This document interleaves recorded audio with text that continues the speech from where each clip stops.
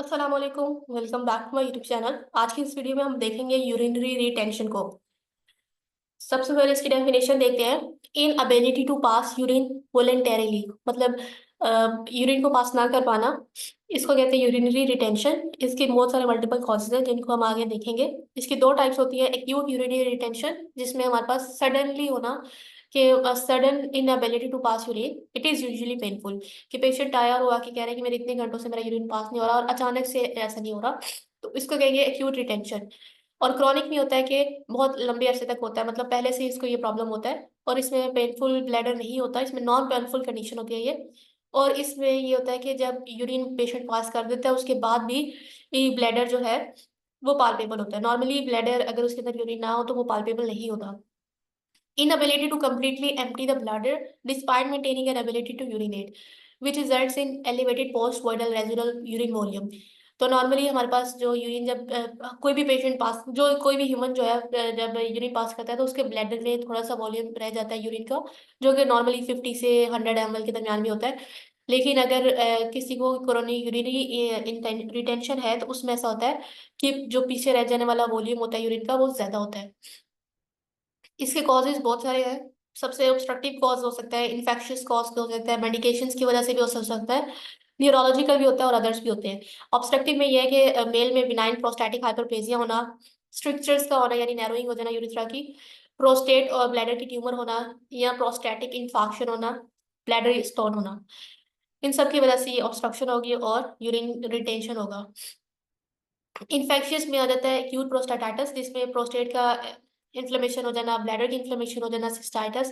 यूरोथ्राइटिस में हमारे पास यूरेथ्रा की इन्फ्लेमेशन हो जाना, और वल्वोवजाइनिटिस में क्या होता है, फीमेल में होता है ये केस, ठीक है, वजाइना की इन्फ्लेमेशन हो जाना।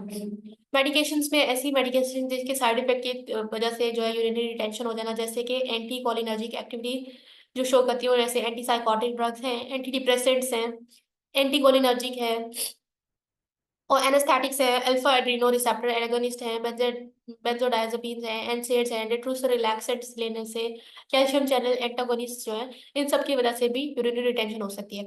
न्यूरोलॉजिकल में हमारे पास कॉर्टिकल, स्पाइनल या पेरिफेरल नर्व की लेजन्स हो जाना, मल्टीपल स्क्लेरोसिस, पार्किंसंस डिजीज में स्पाइनल कॉर्ड की कंप्रेशन की वजह से, या स्ट्रोक में ऐसा होता है। अदर में हमारे पास सर्जरी, इंस्ट्रूमेंटेशन, क्रॉनिक कॉन्स्टिपेशन की बहुत अरसे के लिए कॉन्स्टिपेशन हो जाना, ये डायबिटीज मेलाइटिस या बेड रेस्ट की वजह से भी हो सकता है। पेशेंट किन फीचर्स के साथ आएगा, उसके एब्डोमेन में पेन होगी, उसकी हिस्ट्री होगी कि वो मतलब यूरिन पास नहीं कर पा रहा होगा, और उसका ब्लैडर जो होगा वो डिस्टेंडेड होगा पाल्पेशन में। तो हिस्ट्री में हमने क्या क्या सवाल पूछने हैं उससे, कि कब से है, प्रोग्रेशन के बारे में पूछना है, फीवर का पूछना है उसके साथ है या नहीं, क्योंकि इससे में इन्फ्लेमेशन के कोई इन्फेक्शन की साइन वो मिलेगा। किसी बिनाइन प्रोस्टेट हाइपरप्लेजिया की बारे में पूछना है कि उसकी हिस्ट्री है या नहीं। लोअर यूरिनरी ट्रैक सिंड्रोम के बारे में मालूम करना है।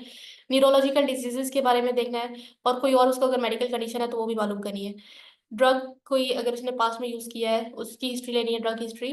और अल्कोहल कंजप्शन, कॉन्स्टिपेशन, या बहुत ज्यादा लंबे अरसे से ट्रैवल करके आ रहा है, या कम फ्लूइड ले रहा है, पानी कम पी रहा है, या फिर हाई फ्लूइड इनटेक की वजह से भी हो सकता है। तो हमने जो टेस्ट करवा रहे हैं, सबसे पहले लैब टेस्ट करवाएंगे, फिर इमेजिंग स्टडीज, और फिर अदर लेबोरेटरी में हम यूरिन एनालिसिस करवाएंगे, और सीरम ब्लड यूरिया, नाइट्रोजन और क्रिएटिनिन, ये हम किडनी के क्योंकि अगर यूरिन ब्लैडर में होता है यूरिनरी रिटेन तो वो पीछे भी जा सकता है, हाइड्रोनेफ्रोसिस भी हो सकता है। और किडनी के अंदर भी जो है ना जो यूरिन जो है वो एकमुलेट हो सकता है। प्रोस्टेट स्पेसिफिक एंटीजन करवाएंगे। इमेजिंग स्टडीज में हम रीनल की और ब्लैडर की अल्ट्रासोनोग्राफी करवाएंगे, पेल्विक का अल्ट्रासोनोग्राफी करवाएंगे, सीटी करवाएंगे एब्डोमिन और पेल्विस की, एमआरआई करवाएंगे या सीटी करवाएंगे ब्रेन का, या एमआरआई करवाएंगे स्पाइन का। सिस्टोस्कोपी में हम कैमरे के जरिए जो है देखेंगे ब्लैडर को। रेट्रोग्रेड सिस्टोयूरेथ्रोग्राफी में हम एक्सरेज का इस्तेमाल करेंगे होगा। और इसके अलावा हम यूरोफ्लोमेट्री करवाएंगे, जिसमें यूरिन के फ्लो को चेक करेंगे और उसकी स्ट्रीम को चेक करेंगे। सिस्टोमेट्री में हम ब्लैडर के अंदर जो यूरिन रह जाता है उसको चेक करेंगे। इलेक्ट्रोमायोग्राफी में हम मसल टेट्रोसल मसल की एक्टिविटी को चेक करेंगे, और यूरिथ्रल प्रेशर प्रोफाइल देखेंगे, और हम देखेंगे वीडियो यूरोडायनेमिक्स, ठीक है। नेक्स्ट हम मैनेजमेंट करने के लिए, अब पेशेंट आया, अब उसका ब्लैडर जो है वो पाल्पेबल है और यूरिन उसके अंदर रिटेन हुआ हुआ है, तो हमने उसके अंदर फोलिस कैथेटर पास करना है यूरिथ्रल फोलिस कैथेटर पास करना है इस तरह, और बैग अटैच कर देंगे उसका ब्लैडर एम्प्टी हो जाएगा। इन केस अगर स्ट्रक्चर है और कॉलेज कैथेटर पास करने में प्रॉब्लम हो रही है तो फिर हम क्या करेंगे, सुप्रा प्यूबिक सिस्टोटमी करेंगे, जिसमें हम प्यूबिक सिम्फाइसिस से 2 फिंगर्स ऊपर जो है वो पहले निडल पास करेंगे। अगर निडल में यूरिन आ रहा है तो इसका मतलब ये मतलब हम ब्लैडर के अंदर डायरेक्टली जो है वो फिर ट्रोकार पास करेंगे, और उसके बाद हम फोलिस कैथेटर मतलब सुप्रा प्यूबिक डालेंगे अगर इन केस हमारे पास यूरेथ्रा में स्ट्रक्चर हो तो इस तरह जो इसके अलावा जो हमारे पास ये होगा एक्यूट केस को डील करने का। जो क्रॉनिक केस होगा उसमें हम पहले कॉज को मालूम करेंगे और उसके बाद हम उसको ट्रीट करेंगे। So that was all about urinary retention. If you have any Curie you can ask.